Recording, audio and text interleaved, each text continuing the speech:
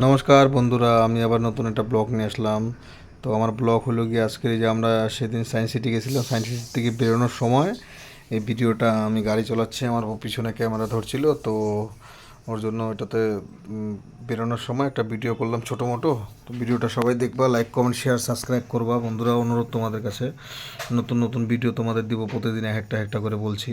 তো বেরোনোর সময় যে রাস্তা দেখো, দুই ধারে কত সুন্দর ঝাউ গাছ দেখার মতো।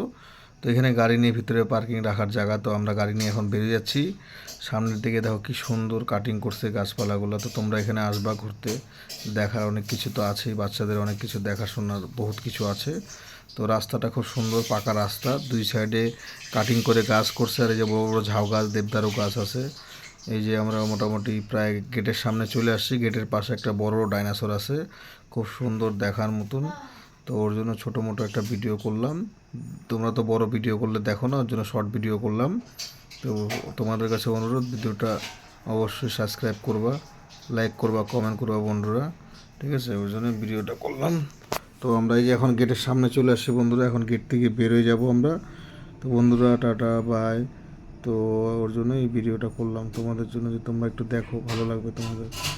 তো এই যে এখন এই যে গেটের সামনে যে গাড়ির পার্কিংয়ের এই যে এন্ট্রি করছিলাম, ওটা যে স্লিপটা দিচ্ছি, স্লিপটা যে আটকে দিলাম, দেওয়ার পরে এখন এই যে বাইরের দিকে বেরোয় যাব। এখন সোজা সোজা আমরা বেরোয় গেলাম, এই যে বেরোয় আসলাম।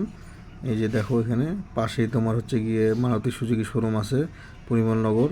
তো এখানে যে ফুচকার দোকান আছে পাশে, যে ফুচকার দোকানের সামনে এসে আমি গাড়িটা লাগাইলাম।